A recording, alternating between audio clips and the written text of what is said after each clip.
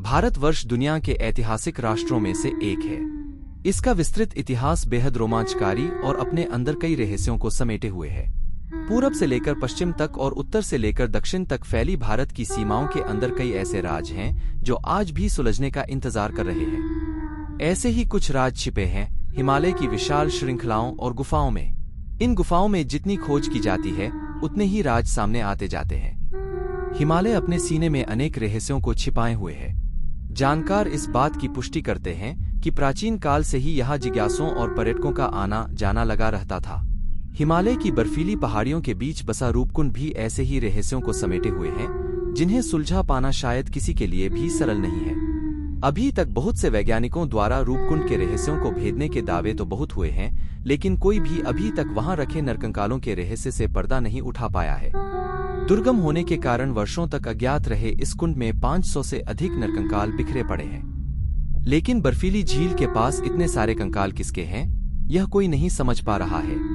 One विभाग के पूर्व अधिकारी मरवाल वर्ष 1942-43 में दुर्लभ पुष्पों की खोज करते करते यहाँ पहुँच गए थे, लेकिन जब उन्होंने इतनी संख्या में नरकंकालों को देखा तो उन्हें लगा कि वह किसी दूसरे ही लोक में आ गए हैं। उनके साथी तो इस दृश्य को देखकर डरकर भाग गए। वर्ष 1957 से 1961 तक यहाँ कई शोध परीक्षण किए जाते रहे। लखनऊ विश्वविद्यालय से संबद्ध नृवंशशास्त्री डॉ.डी.एन. मजुमदार ने भी 1957 में यहाँ से कुछ कंकालों के नमूने मानव शरीर विशेषज्ञ डॉ. गिफन को अमेरिका भेजे।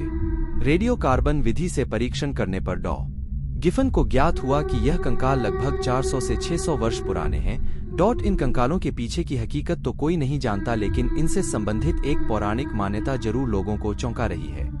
स्थानीय लोगों का कहना है कि एक बार कन्नौज के राजा यशोधवल सेना और अन्य साथियों के साथ नंदा देवी के दर्शन के लिए गए। उन्होंने गढ़वाल क्षेत्र की पावन धार्मिक नियमों और सभी मर्यादाओं की उपेक्षा की। राजा अपनी गर्भवती रानी व दास-दासियों सहित तमाम लश्कर दल के साथ त्रिशूल पर्वत होते हुए नंदादेवी यात्रा मार्ग पर स्थित रूपकुंड में पहुंचे। नंदादेवी के प्रकोप के कारण वहां अचानक भयंकर वर्षा के साथ ओले गिरने लगे। अन्य साथियों और सेना के साथ राजा का परिवार भी यहाँ फंस गया और उनकी जान चली गई। यह नरकंकाल उन्हीं के हैं।